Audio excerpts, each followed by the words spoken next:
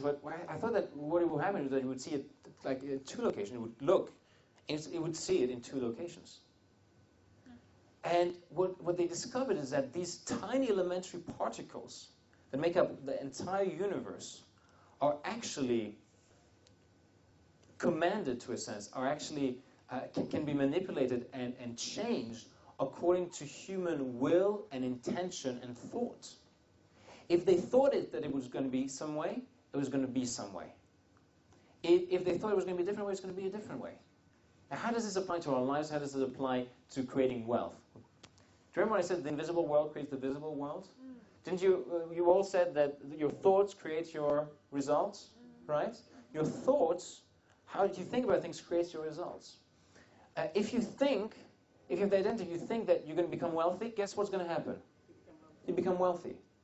What's interesting is that from a psychological point of view, we all get that. If we think we're going to become wealthy, we'll act in accordance to that, and we're going to get the results. But at a whole different level, at a metaphysical level, a spiritual level, that happens as well.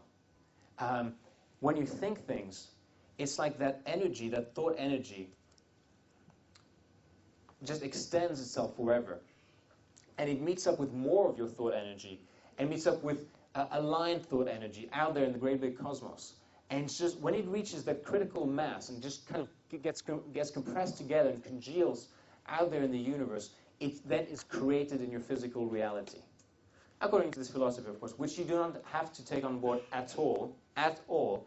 You can see this from a NLP point of view, personal development, psychological point of view, clean and clinical. You can see this from a metaphysical point of view. However you want to see it, the fundamental principle here is that you think your reality into being. You think your reality into creation. Does that make sense so far? Yes. Okay? Now, here's the thing.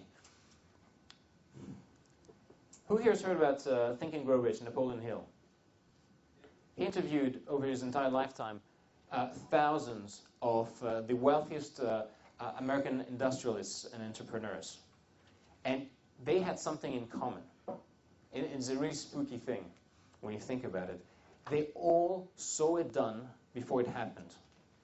They all kind of wrote down their plan, thought about what they wanted to achieve, and the interesting thing is they would actually spend quite a lot of time just thinking about it exactly as they wanted it, like seeing it before it happened.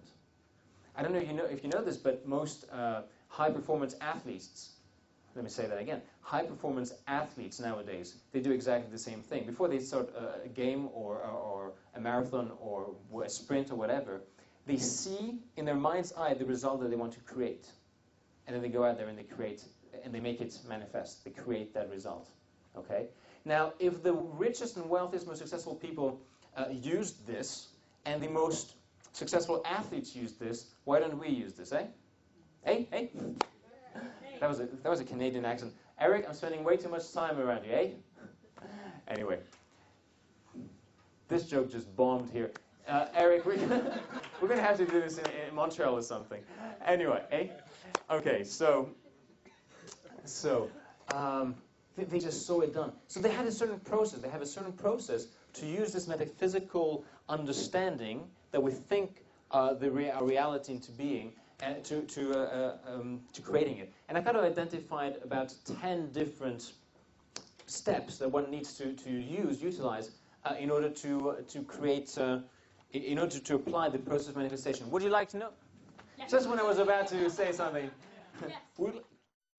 I love this. I often do things, as I said, I don't do things I often don't do things in a focused way, in a way that's tremendously organized. It's just, I have that insight, it just comes to me and I just go and create it. For example, this manual, the wealth magnetics concept, or inspired seminars, or this sheet of paper, page 25, kind of just came to me.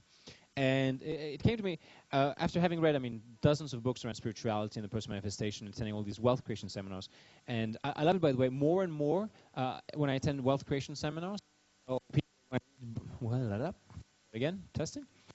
When I read books around wealth creation, more and more people seem to be catching on to this concept about the manifestation, the spiritual side of things. Because here's the thing. You could have I guess to a certain extent, you could have the right beliefs and be doing the right things. You could be, you know, saving your money, and you could be building businesses and building business systems and educating yourself. But if the psychological aspects and the mental aspects and the metaphysical aspects are not there, you'd be doing it the hard way. You'd be doing it the hard way, because